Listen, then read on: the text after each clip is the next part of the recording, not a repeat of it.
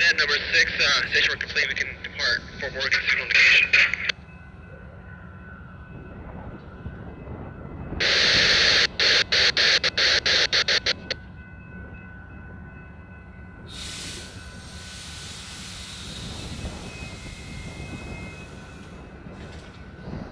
That's your number 6 here, folks, out of Fort Morgan.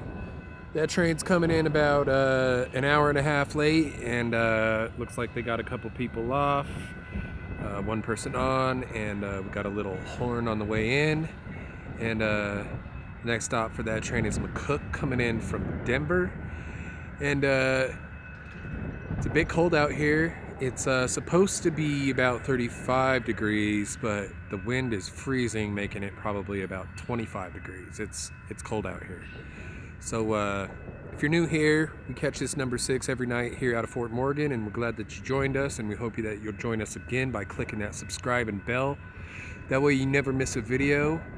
If you're not new here, thanks for joining us again.